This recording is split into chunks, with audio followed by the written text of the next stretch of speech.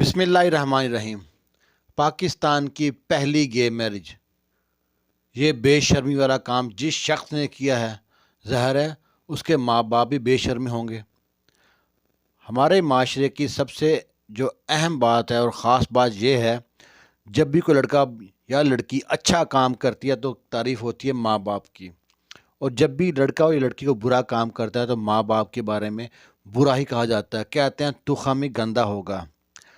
یہ جو کارنامہ کیا نا بے شرمی والا، اس بندے کا نام ہے علی سیٹھی۔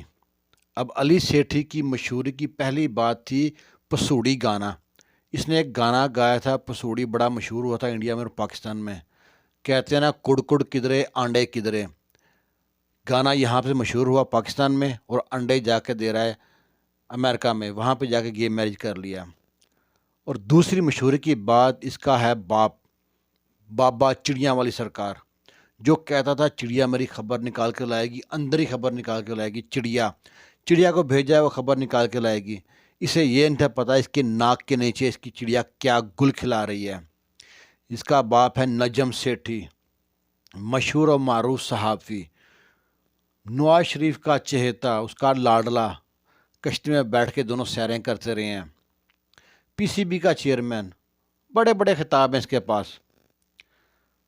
یہ ہے نجم سیٹھی، اور اس کے بیٹے نے گے میرج کر لی ہے۔ علی سیٹھی نے سلیمان طور، جس کا بہت پرانا دوست تھا، بوائے فرینڈ تھا، اس سے آخر کار اس نے شادی کر لی ہے۔ یہ پاکستان کی پہلی گے میرج ہے، کیونکہ ایک مشہور شخص تھا، اس کا باپ مشہور، اس کی ماں مشہور، ماں ایم پی اے ہے، جگنو سیٹھی ایم پی رہ چکی ہے، تو پورا خاندان مشہور ہے، تو اس لیے اس کی بات ہائی لائٹ ہوتی ہے۔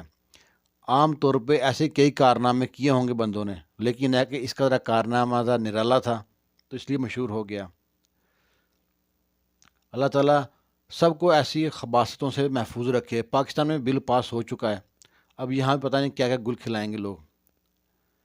اب لوگ کہہ رہے ہیں، کچھ لوگ ہنس رہے ہیں، سوشل میڈیا پہ ٹیگ کر رہے ہیں، مینز بنے ہوئے ہیں کہ اب منہ دکھائی کون لے گا اور منہ دکھائی کون دے گا، حق مہر کون دے گا اور حق مہر کون لے گا، جہیز کون لے کے آئے گا، جہیز کون دے گا، وغیرہ وغیرہ بہت سے سوال ہیں جو بہت غلط ہیں۔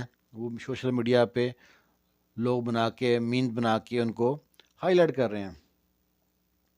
جو یہ معاشرے میں غلط روایت چل پڑی ہے یہ اچھی نہیں ہے۔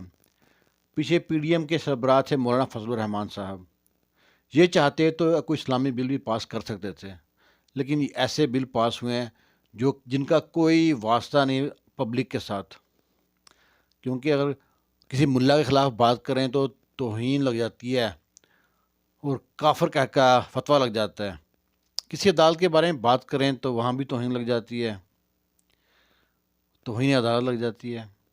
باقی ادارے تو آپ کے سامنے ماشاءاللہ ہیں ہی ہیں۔ تو یہ جو کارنامہ ہوا ہے اس سے اللہ تعالیٰ محفوظ رکھے ہم کو بھی اور آپ کو بھی۔ 14 اگست آنے والی ہے، پاکستان زندہ باد۔